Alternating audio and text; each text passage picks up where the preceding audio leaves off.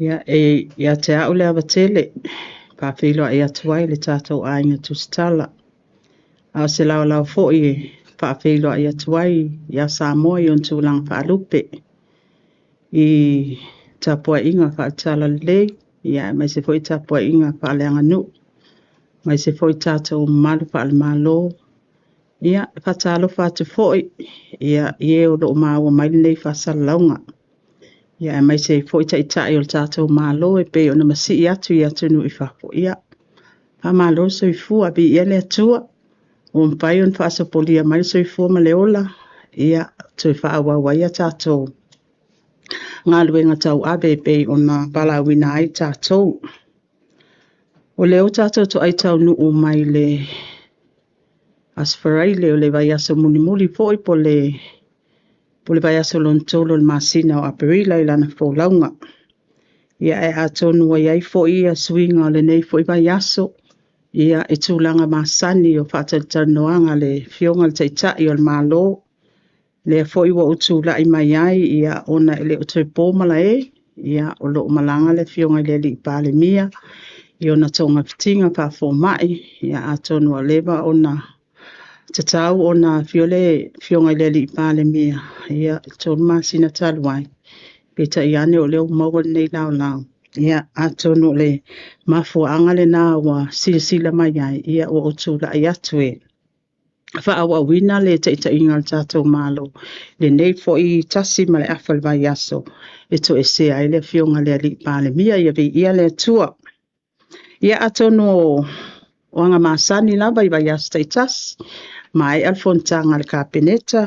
Ia o le whaalau iloa masani foi. Ia a ngā e tātou a inga tusala. Ia ignisi o whai unga. Ma whainga whaabai. Ia o lo lima tai nai. Le whaati nonga le au nanga le malo. Ia ai mai se foi mo le atunu. E wha amaru sia pere wa ainga mau al tātou malo. Ia wha manino. Ma wha amala malama. Le pito la au politiute al malo.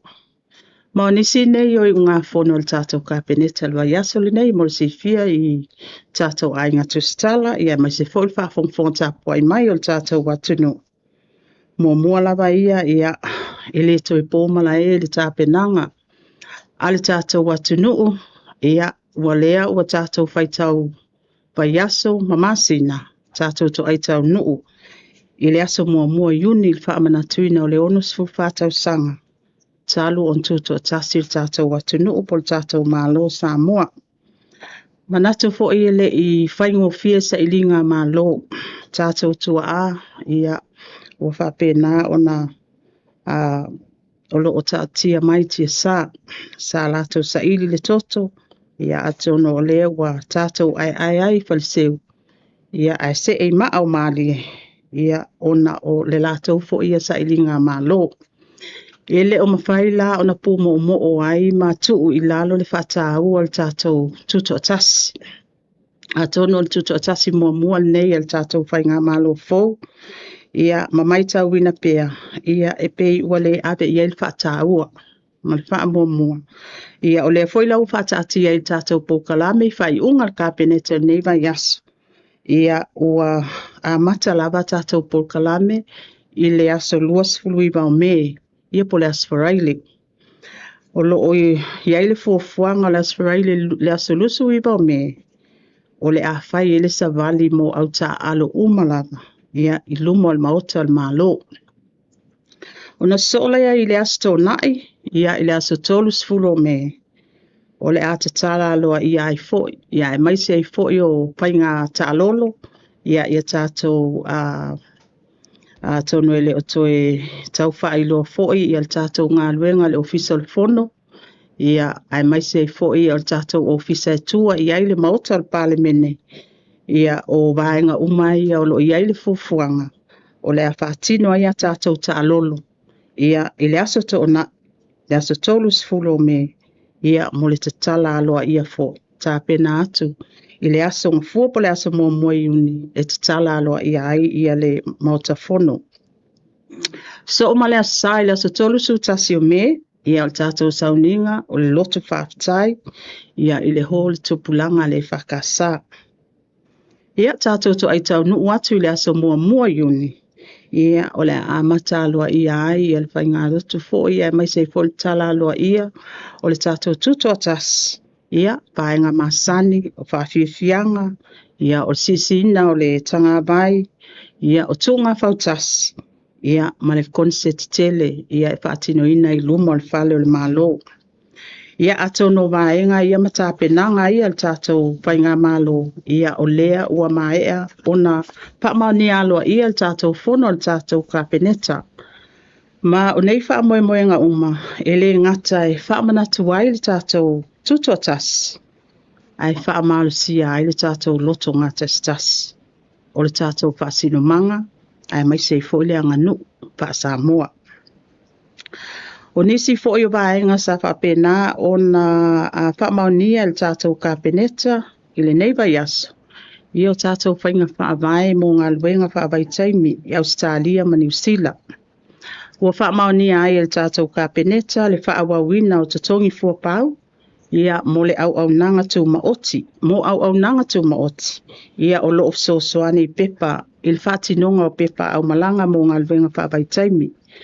Ma ua whaamaoni ai ia le whaonga ina o nisi o tātou recruiting agents e tolu. E au fi ai le tātou Pacific Workforce Group Limited, o tātou Potasi Development Trust, ia ma le vaenga le a taimali e Charlie Aliki Westerland. Pauwi o tātou recruiting agents, ua whaamaoni le tātou kapeneta. Ia awa fo i le tāpena ina o alo mawhanau, ia mo vaenga umalawa ia i le malanga atu fafo.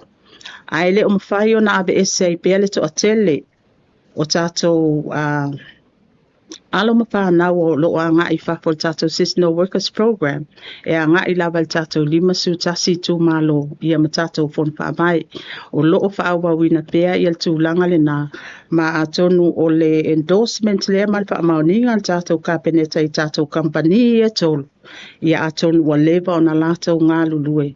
Ia ma olo iai fo ile lātou sao tāua ina ia whaawawina pēr o le tātou ele vaenga ia to atolu le whatinonga o ia au nanga. O nisi o mta upu sa whatanua ina ia o le awa iato o tātou whongwhetalai ia malana au malanga e whai masui o le fionga i le li pānemia ma le malo Samoa i le whaamanatuina o le fu o le malo tutuila manua. Ia o le awa iato o le afionga le whongwhetalai, ia o le whaamalusia pēr o tātou so tanga whaaleanga nu. Ma le vāle lei ma o tātou tangata anu le malo tutuila manua. Pei o na ave i el whata ua tātou pai ngā malo. Ia ma o le vaiaso le nei whaingo nei vaiaso. Ia o lo i el fuanga i whapena o na whaatino i el nei whamoe moe. Ia o tātou malo tua oi foi. Ia o tutuila mamanua. O isi o vaenga o tala lata mai i le atina e tele ai el tātou malo. Sa whaatino le asia singa el tātou malo. Pei o le komiti whakapeneta o atina e tele el malo por CDC. Ma o nisi ni o vaenga sa mai tauina el whaatino ina. Wha solo ai le wha ngā solonga. Ia sa sia le tātou ofisa forward wha tupetu tonu uloloa. Ia mai tauina. Ia wa ono 10%. Ia le vaenga o le ngā luenga o mai e whaatino ina. Ma o lo iai le fufuanga. O le sa fufua e whamaea ia le ngā luenga i le masina le nei. Ia peta iane. Ia ona o nisi fo i o lui tau o lo whea ngai mai lato. Ia o le o mai e fo na o mai lato sarasanga i tono o komiti o tau funga. E toi fitu una i le aso. Ia e au noa ma se isi tau wha o popo. Ia mo le ina ia lava le taimi. E whaawawa ina pēr. Ia o le ia le fufuanga. O le siono masina. O lea ua koe tu ina atu. E whaatino ina ia mai ai a le leile whaatino o le tātou wati nae le nei. O le au ngā ia ma le tāpenanga tātou paltupe wati nae. Ia e tāpena mamau. Ia o loo iai foi ia ina ia iai se pale. E whaatu mawina i pēr au nanga tau tupe i taimi o whaalavilavi whaanatura.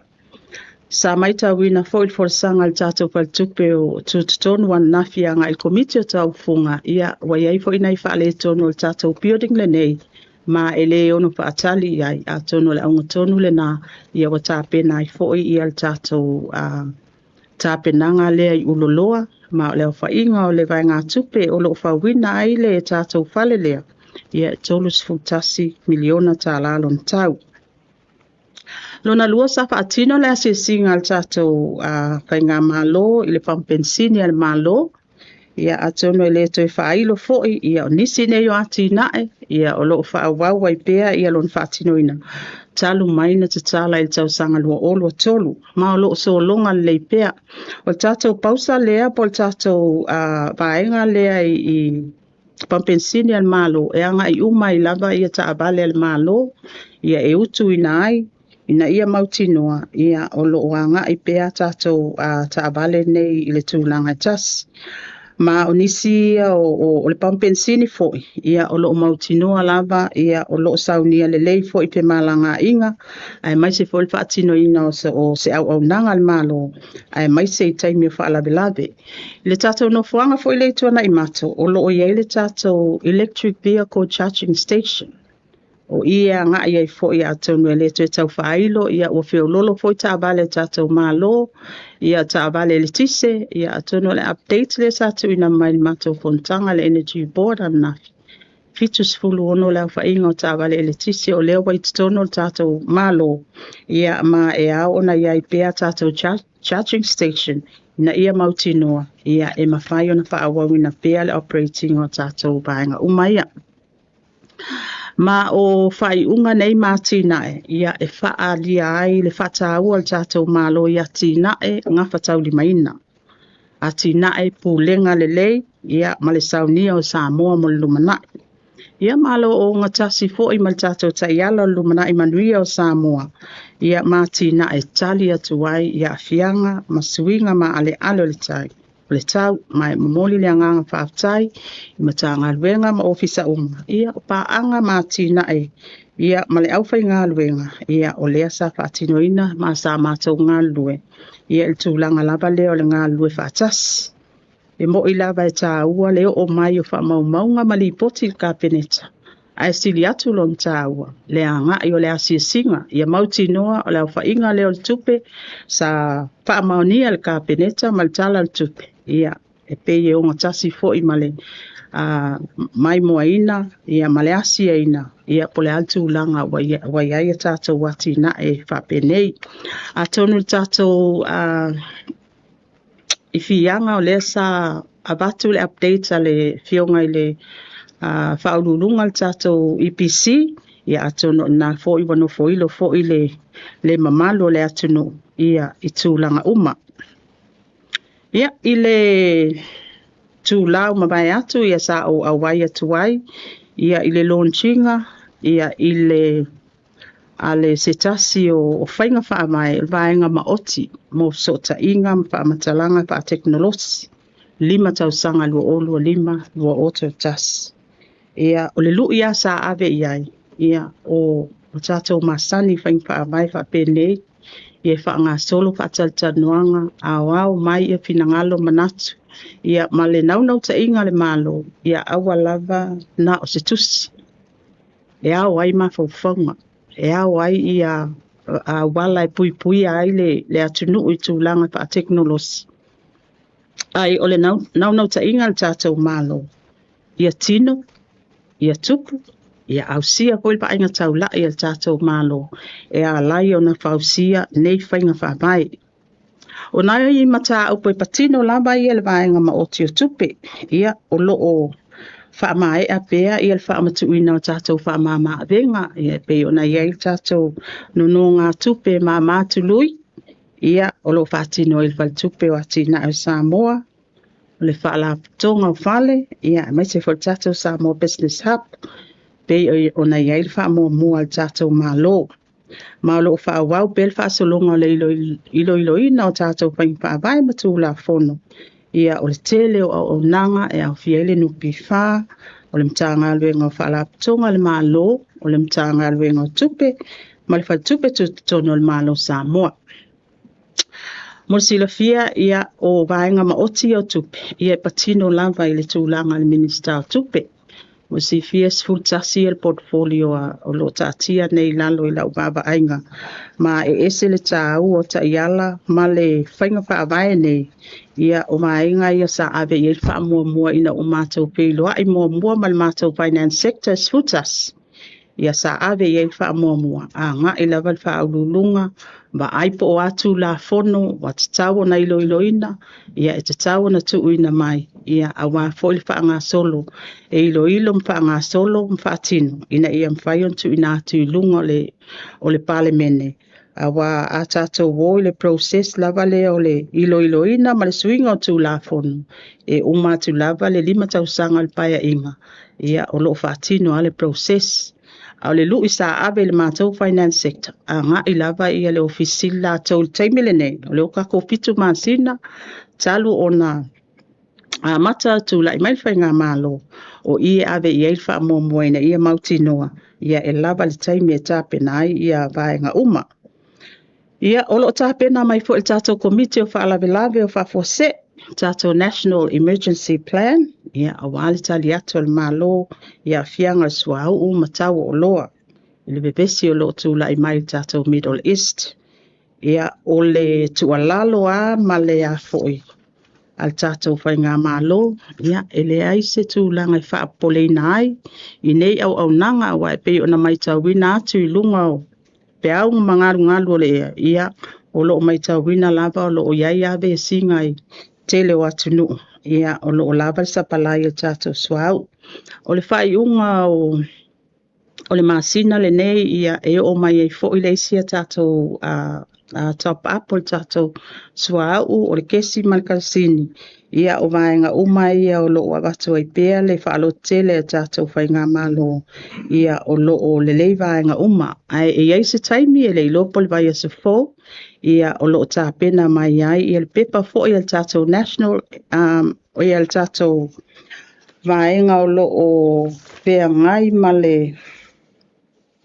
tātou komite o whaalawelawe whaafose e kako National Emergency Plan ia e tuina atu le latou li 40 lunga le kapeneta ia o ani vaenga o mai au fo i ona tutilo iai ia a tātou iai pe nei vaenga malu i tau o le soifuanga le teimile nei le taua ia e le pe tutilo mai tātou watu nuuna o le malo o le ngā luenga ma le matawhai o ia tātou uma o le alaba e mai tau wina le tātou pe a kako woi tūlanga pa transport ia tātou titilo i tūlanga o tātou ba alele o lo whioa ai mai lona lua tātou ba lon tolo tātou taavale a tātou whaabasenga ina lale tā ua vaenga umana tā ua tātou ba alele tā ua le lava o sapalai o tātou suau mai se foi mo tātou ba alele ina ia mautinoa pe whaatino pe le au nanga le whioa i tātou ba alele ia e peila va ona mana o mia i lea taimi ma lea taimi o tātou vaa le isi me pitsili on tā ua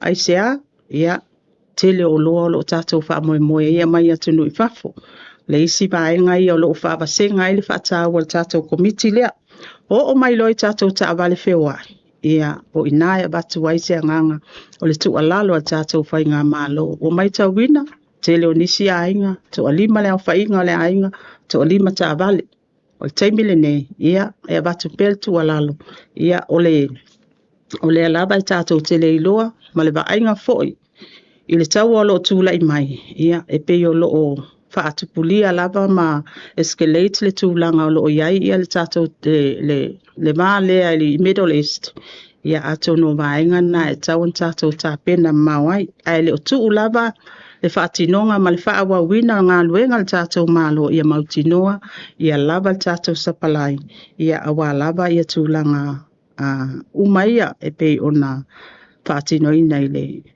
nei vai taimi ia o atonu pauia o vaenga o lea ua whaailo atu le tātou pokalame ia ai tu atu le manoa nei pe iei ni fesili a tātou mata upu ia o le ata mwhai e talitali atu alo ia ala o amata atu ia tātou pokalame Singapore ia le mata watu la mata na ia suluiba Alu ele o le asu tosu tasi ai o le asu mo yuni. Le asu kua mata pokala masani o la pisini. O isi va e ngau le pokala me uile lo fai lo mai te bine o fien tātou putasi, fien tātou tulula, fien I au savani e tamata, fien I wha ai muhu, o inu mafio anga mala mia, Monti noa o mai wa a putasi mai Amerika Samoa, e ise au papi fien mai tutuina no manua, whautai. Haftai, ia.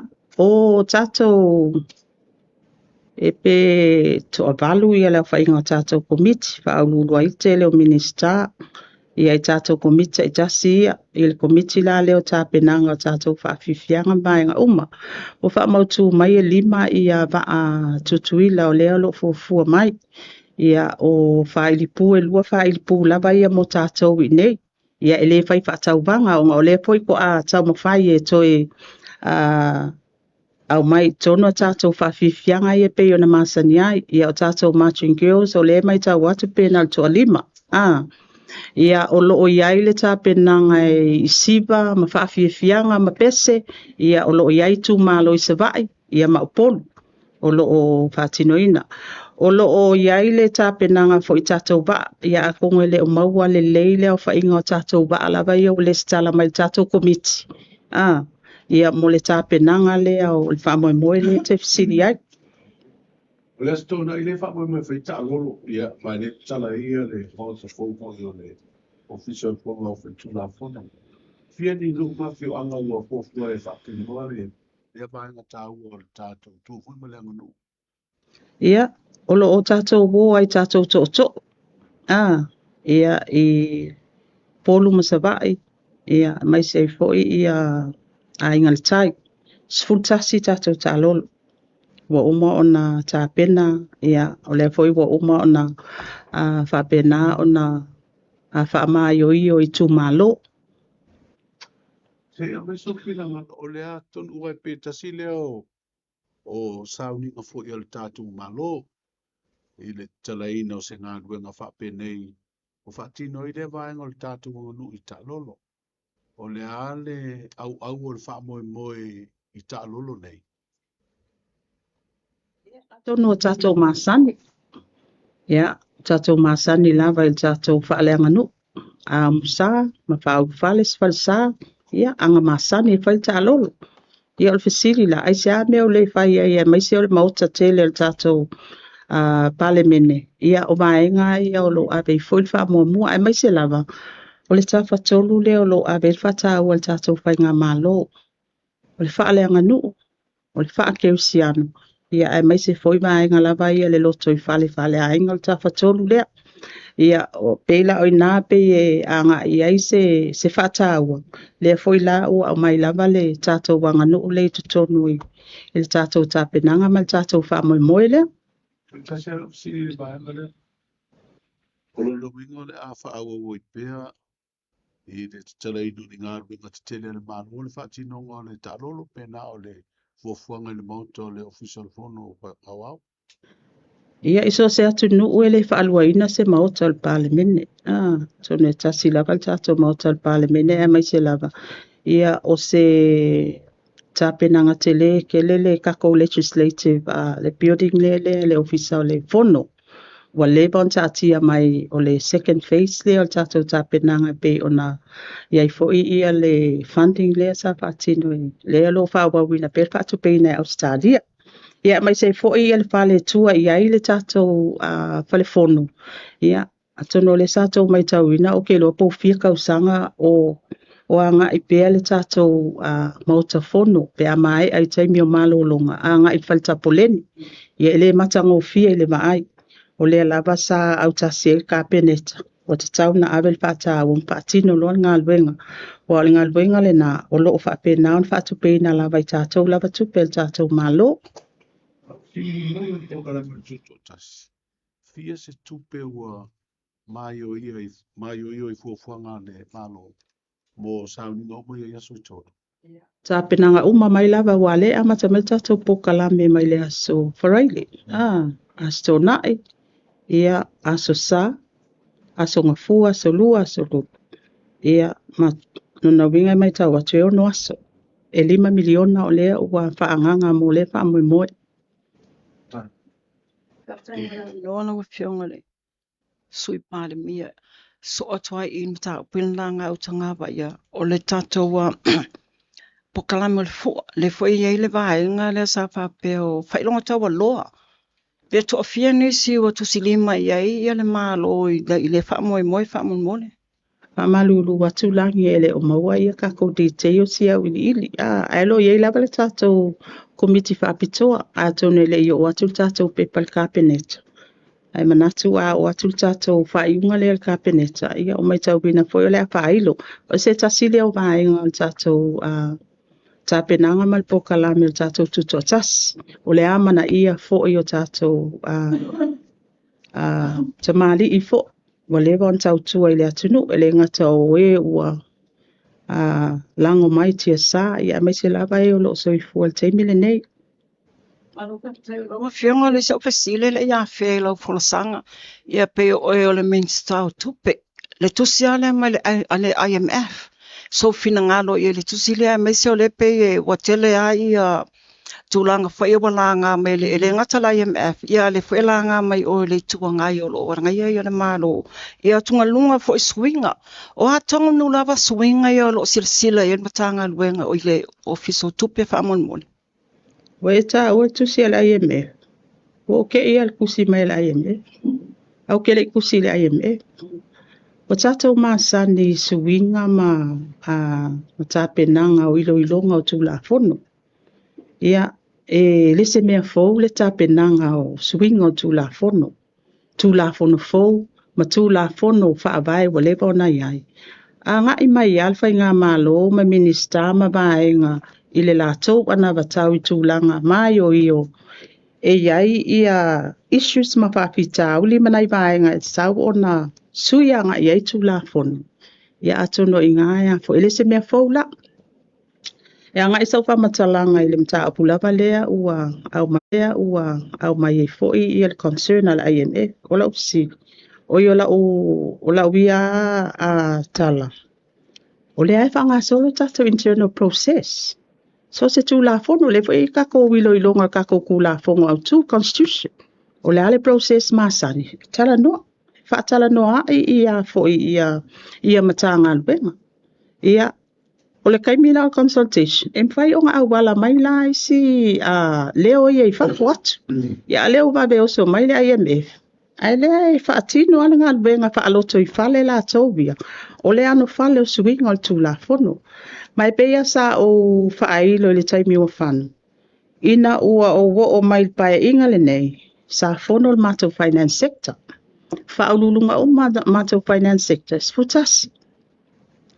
O la utala sa ave e whaamomo le mato agenda. A ngā I le whaalulunga. Va ai po o atu la fono. Wai make o mai kongo le asa ye tu la fono whaawalu. A ngā I la. Toi au mai le ia lisi o tu la fono ngā kako portfolio sfutasi ia. Au mai la ion whaabasenga. Po le alme ave il whaamomua. A tono ina lea sa au mai il tato tu la fono le blacklist. Ngai sa o tau sisila iai. O le tu la fono mua ale na ale pae inga le nei. Na o mai lo abatu ilunga le palemene. Mai il tato finance sector lea. Le alai wha solo. O tu langa lai tato faltupe tutonu. Ia atonu wa mai a foi na ma tatanua ma le fionga le kovana. I le pae inga le sa tu la ai mai e foi te inga le fionga le palemia ia fia mena omi. O ina sa amatala ngā ai ia swinga nei. O le foi la o mai matoe wha awau. Matoe wha awau ia swinga nei.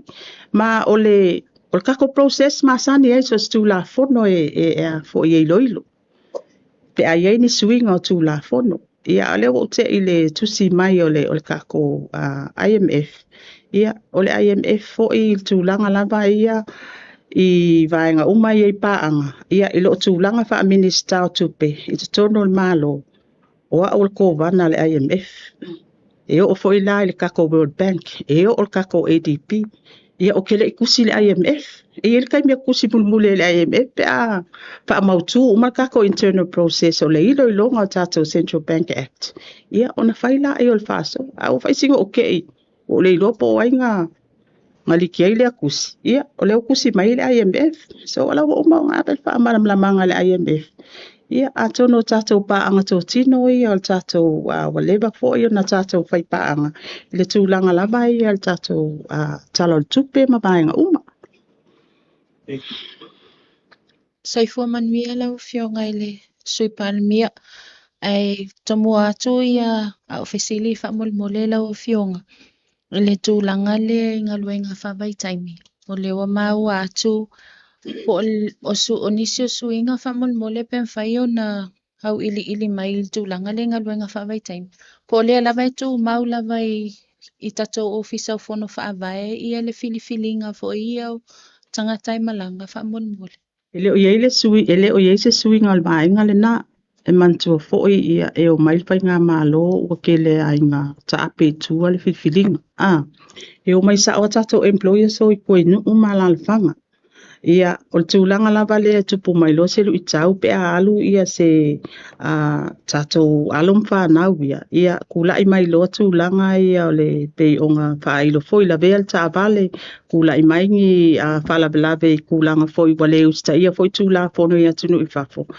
ia onga resort mai lo le al malo e tūla ia tūl malo i whaatino la ngā luenga o i la lente ta pena ai ia whainga whawaina ia mautinoa tu i tual fifilinga o alo mawhanau e anga i lalpo kalamele i Australia ma New Zealand.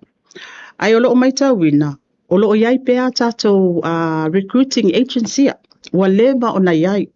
Ma sa umi na matou whaasoa i tono le kapeneta. A whapea o iai le au ta singa le kapeneta. E tu utasi tua le whaatua tuanga i tua le lipa su utasi tu malo. So be it. But ona ole mai tauina male amana ia male aloa ia foi o nisi nei o a foi kako recruiting agents wa leva nga lulue o le foi lo tapena tatou MC o lia ta iala mfing whaavai ina ia mawhai ai e lima ta ita ina il whaatino ngā lue ngalea ngal ko akol wale o leo tapuni fai to ele ko yengi si kako recruiting agents awa o le mai tauina o le foi au mai li poti yalo mawhanau o le mai tauina, o isi recruiting agents, i o sa ili e kupe. Wa ise fo ila kofi on top, ia, matu i titi ai le vai ngā tupe o le mawal tama malteni. Le anga fuafua e alu i fafu. Ia, e sa ili malo mai e koe au mai tama o ainga ilo na ainga. E pe o vai ngā la ia, a o le watapu il tolu le.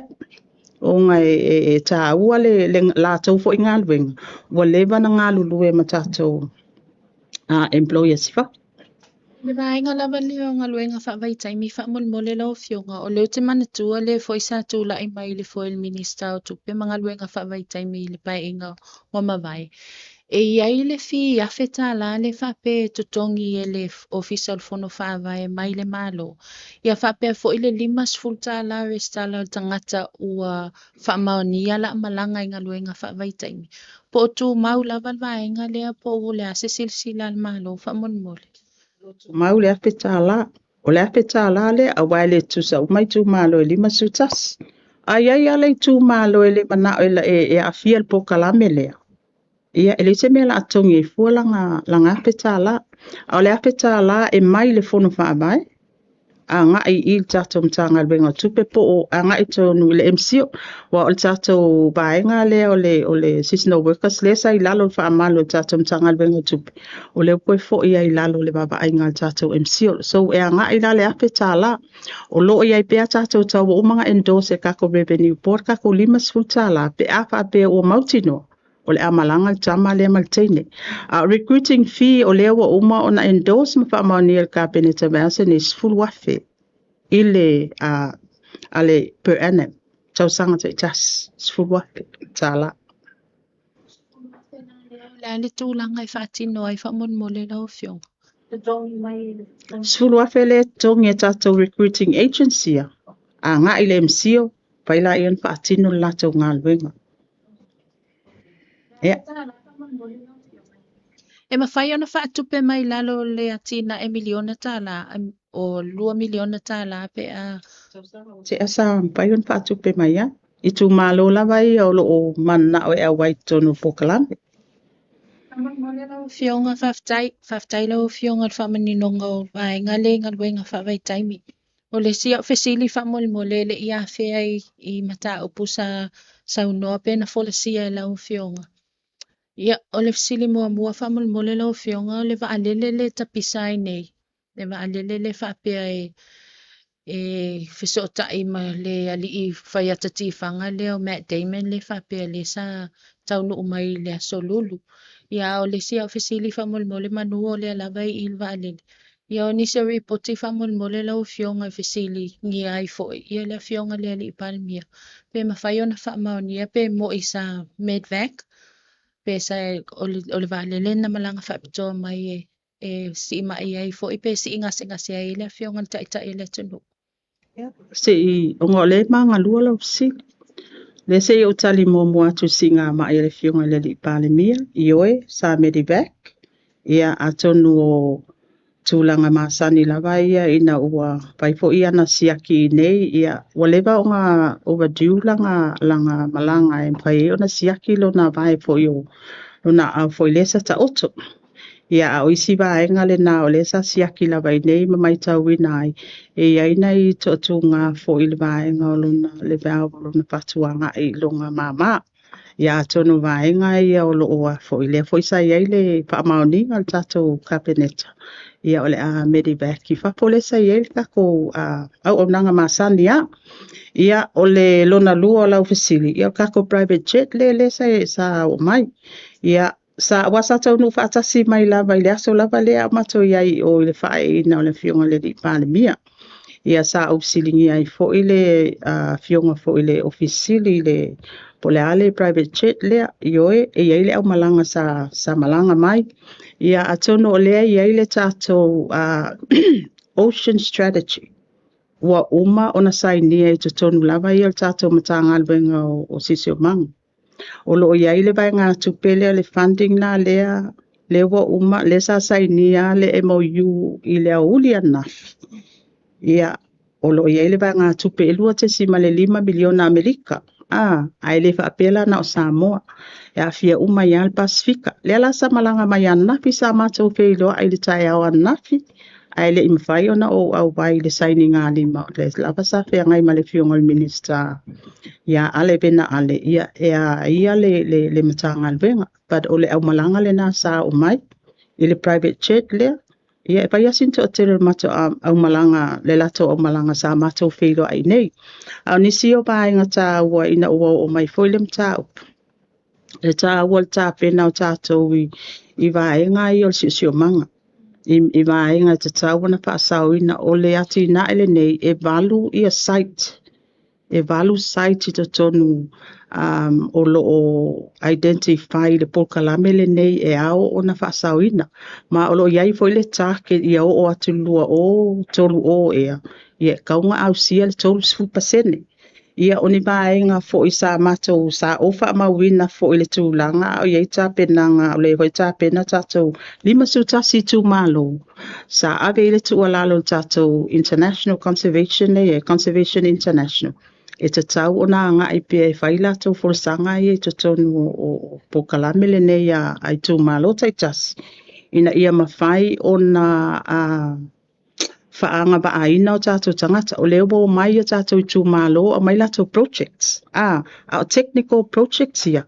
E tā ua i o le guidance o tātou expertise ia peila o na iei mai ngā tupe ia. Ia mai se i fwel tātou vaenga leo le Conservation International. Lau te tasi lau fesili whamole le tūlanga lea i le awhionga i le taitai o le atunu. O lea lai e anga waalawa la i le funding o le medvac a le awhionga i le palamia.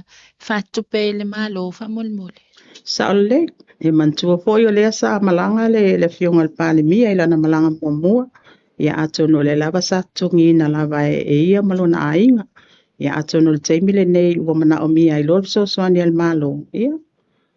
This is one of the privilege whai o ngā eligible ai fo i el taitai o le atunu. Ia le lava sa whaatino ina i lava e kapeneta ma paawai i aile paamaoninga le kapeneta. Mole o le sia tamata o puol tūlanga lea o nau lau fionga o minister o tupe. Whamolmole le tūlanga lea i le OGG funding o na wa te le report o whaapea mai e le I whaamatu o le wa mai e ona saini. Ai le I whaamatu o no le Italia I le mtanga luenga o tupe o le siva e ngā whamolmole o le a o ngā anai whanau I a whianga tū maul soifua le lo tamwhai. Pe o se mata upu ua whisilingi a whaamolmole lau whionga o le wato e mai le lato whasisilanga whalau ai tele. O lea sa tu e a ele vai a so lena tea, peitai. I o lea vo iwa mai tau watu I lunga o leo penga ta whailangi a lo tamawhai. O leo wato e tolo po o lea ai o a o ngā whanau I a whianga tū maul soifua. O no lea la vai talia ia le lato tupe le whapese la ua when whaamaoni a tu ele minista o a onga. E se mai le ono suli maa whele anga va aila lo whamnui anga mai maa lo whamunmole. Ia, o le fo kiki lo koe manga lua lau sili o le one government grant. Ia atono le toe whailo fo, le sa whailo manino le whiunga le palemia, swinga o whaing whaavai. O lea ua se e mai whonu whaavai, I le whaatinonga tato one government grant. Ia o le saininga la wa fo I o malienga, o le isi vaenga telele na o lea sa alo I le mtanga alwenga, ina ia mautinoa, te unga tupe. Ai mai se foi funding agreement ngā lua I foi al tātou lo ia sil. Ina ia mautinoa. Ia o lea ia foi ia mautu mabaenga ia mo le signing o tātou agreement. A kako oi tu malo, pe foi lau kumalo, lau kumalo e wha lima ia agreement e kaunga signing. Ia o le si issue ke lele ia o le wha mautu ina o te unga tupe. A wa e alu sao, o mga signing le funding agreement. Au mai anga I tātou mtanga alwenga o tupe, process disbursement al mtanga alwenga o tupe. E ka kaunga whai for process wa umanga nga iai tātou te unga tupe, e pe o ngisi maenga nga o tile iai. I le tūlanga lava ia o le tātou vaenga tupe le alo tamawhai. Ia e tā ua se I so tā I pea I la o ofisili, I tūlanga lava o lo iai, o le lava iai le vaenga tupe mo le tātou lo tamawhai. Ia o le e tau na ave I wha mua pe a wha pe o le nā ua toi tua tuitua le amatai na wa o ngā ona tūlanga tau se leni. Ia, peo. Whamai a tua ofisili whamolmole. Ia, se isau noa ia lau o whionga le tūlanga le sa ia I le tusi a le ofisili o mtanga luenga o tupe. E anga I le minista fo I o soifua malolo I na whapea le ofisili. Tūlanga I ta avale po le asa ufina ngalo whamolmole manua mawala o noa whaftai. Ia. Mole silifia o tātou ta ia lau whainga whaavai por kako vehicle policy. E sau whai lalo mtanga luenga o tupe.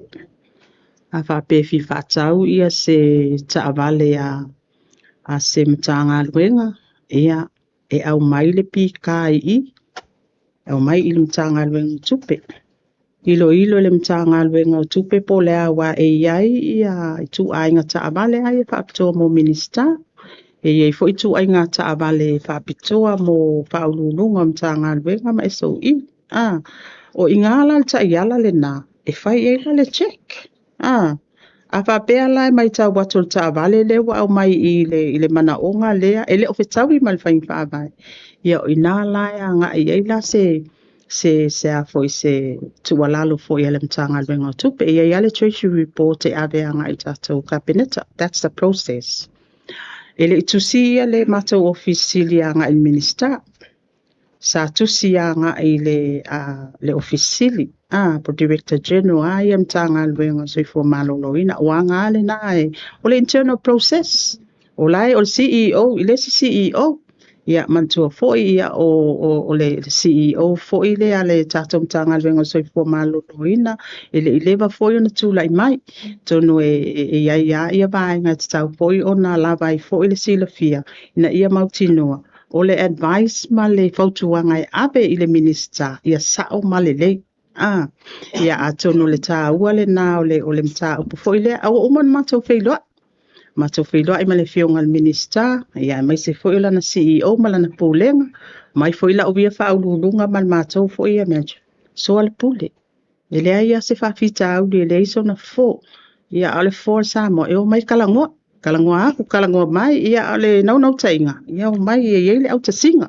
Ma mau ai se whai unga le lei. Au ai ne I baal fonga vaa ma vaenga u. Ai lo manino a vaenga u mai tatou ta I ala whaing wha vai. Tai. Toi whāna ia o mata upula o whionga i le. Dai toi whālawa, o toi le toi. Sini mō mua tu i le fuafuanga fo le nero tātou wa le tele i e fia au mai. O le tūlanga fo nei le au whai sea lima se lau tā la. Wa o le sai fuafuanga e te malanga manisi fo i o wha moe moe whiroa i mo le tātou o tunu i Australia, Amerika, ma New Zealand. O le o feo ta o toi, wa e ile whiroa inga ma le whionga le pānemia le whape mai o le whautuanga mai ye fo yo va ia tu langa fa pe tu la fono fa ma malo a fe o ta o toi fu fuanga le fa ta no pe le ta no Ia. Anga o leo ke pa ia foi se o fa mani no nga ko pa nga uma. Ele o tau fia ia tātou tangata lava ia o le manga o invest tātou pa lele.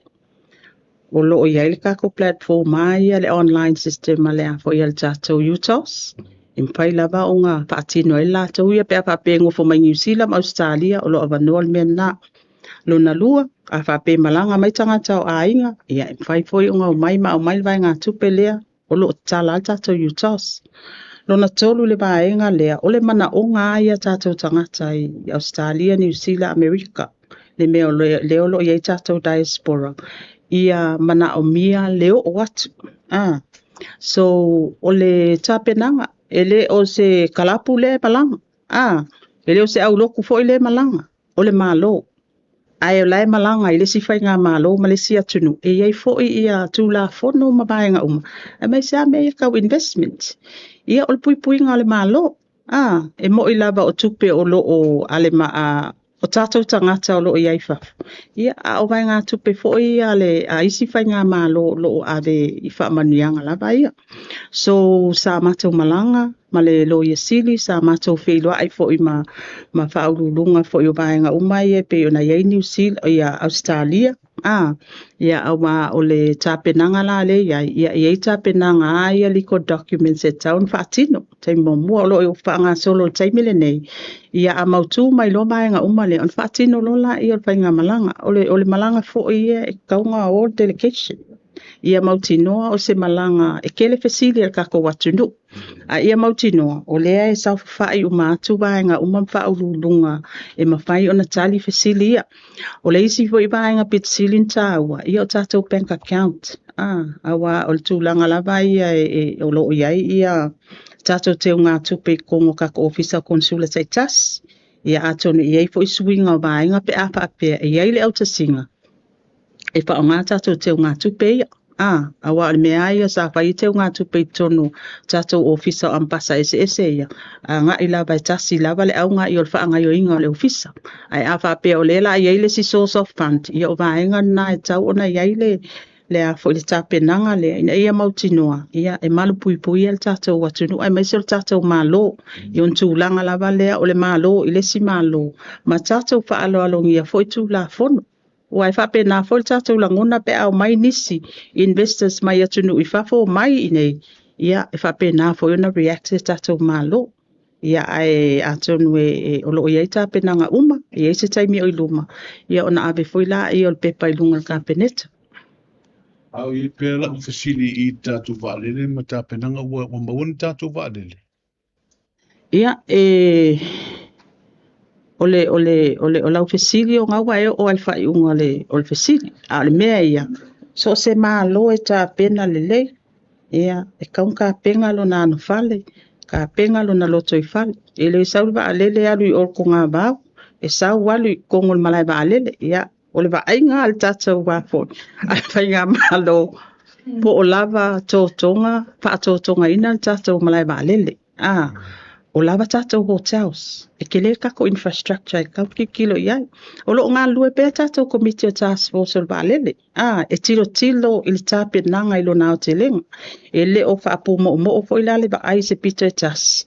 Ia au lo iai stepunga. Se kako kilo mo kako investment. Au lo ngā lue fo ia le kako task force le e whaabasenga. Ia le kuai ngā tūlanga e paatino ai tātou au nanga le whaabalele. Ia o kako māsangi le upule dry lease ma le wet lease. Ia o ngai o options umanga o lo patatia mai po kalami. Ia i to tono le 5 tausanga tātou task force le. o le winga lai li o tūni waalele o sa o leo lupi na ngana O la au mautu. Ai, o le kokong o kako por kalame fuanga le kongo 5 tausanga le tatou task force. Apela tu valele o felela a lisi mai tato valele. Pasili umanga o le akari mulmuli aku pe ama popo uma kako fuanga ia. La yo o ali I o fai unga le I pa ia kuale amkang. Le fisili ai. Ia.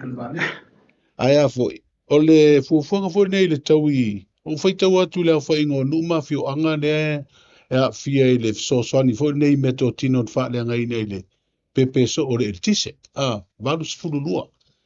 E fia se tupe ua whaata otoma ma oti le temi nei mo le whaamatu ina atu le soswani le taui ai ia meto tino e le ngata I a inga na fa le ngai na ia o pisi nisi fo.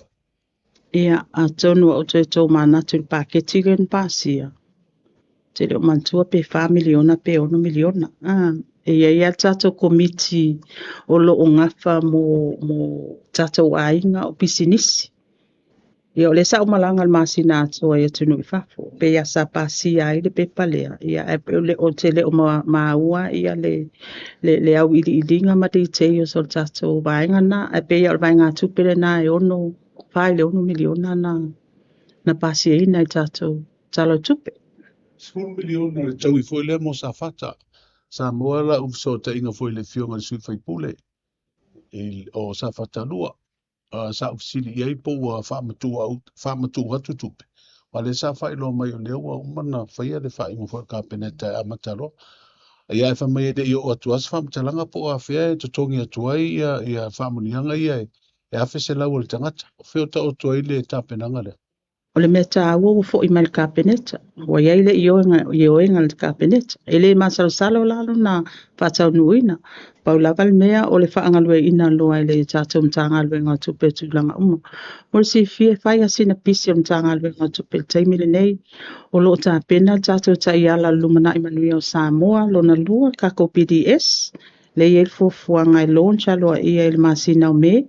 Ia e mai se foi o le wa amata budget screening alu nei vai aso fa atino tato budget screening amatanga alwenga sai tasi ina ua mai a foi na tato a feloa inga ma tato so if I asinga pisi temi nei ia ele o tu uai foi ia fa atino nga lato nga alwenga I aso uma pe ona ia foi ia vaenga ia wai fa singa tele o tato pay out o le ufa matu uma I fa atino ina le e fua I lunga fai unga ka peneta. Oa pela lau fiunga e ono amatai o na whaamatu uatu I le whaamunianga 10 milion.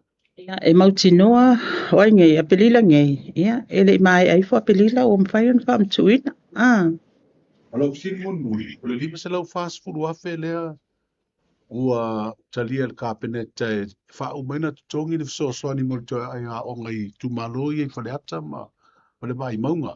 E lima se lau fast food wafe mo le tumalo pe lima se lau fast food wafe e au fia umaitu malo tono le di o lea o le I mai au na tutongi ia le fsoswani le.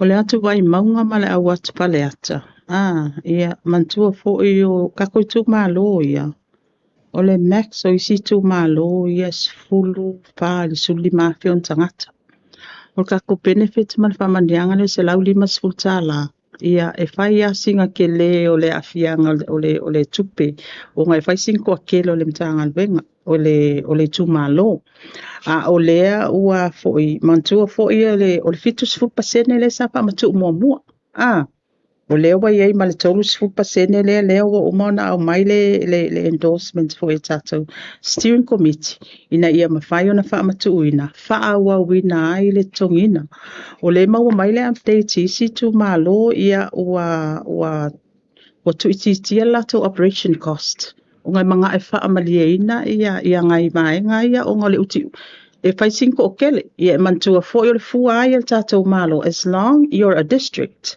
ia tasi te si malvan miliona pela o ina le anga ia ile vai ngā tupe lea o le tolus fulpasene munmuli o le tasi te si malvalu miliona ai tu malo le la ia lima se lau fast food wafe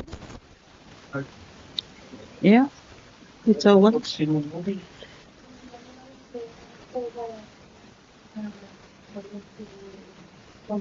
Toka peneta ia le mta upule ai I leo foi e tolu whamulmole lea sa whamalolo i tangaloinga o leo. O leo ua tu tala whape o leo watu umai il kapeneta le ripoti o su enga sa whaipe whamaunia whamulmole.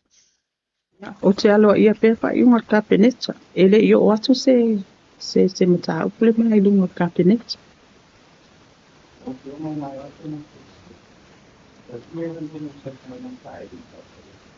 Ia, whaleo ina le nganga whaatai. Ia, tātou ainga tustala e tu sai foi o le tātou pokalame. Manatu ai o le au ngai o le tātou whai ngā mālo, te itai o le mālo malana kapeneta. Ia, o le longo pui ali o le malo le atunu e ala po itai ala whainga whaavai. Ia, e mai se foi whai unga le tātou whai ngā mālo i lewa yaso, ma lewa yaso. Ia, e mai se foi tu atu lea wano le tātou ainga tustala. Nisi fo yo vai nga o lo pia o ia lato si fia mal malam na ia mautino ai ia ia i pea le manino pea le mata le vai tūlanga o mai pea on patino ai tato tiute mawhaiva ia lau tapua inga sa moa ia pātai ia ai wha malu lua tipo watu malu i poenga ai ai fo i se upu a le tauta mali ia ma le longo mali e whaafonga ia poto lava tautai a sela nātu yama ia tātou whaamoi le atua le whaiunga nei vai aso e momoli atua i soifua ma le ola i le whaiunga nei vai aso tātou toi wheiroa i fo i vai aso fo ia manuia le tāpua i mau mai le fionga le taitai o le malo ia ai mai se fo le tātou watunu i Samoa nei mātunu i whafo manua te leina le tātou pokalana soifua ma ia manuia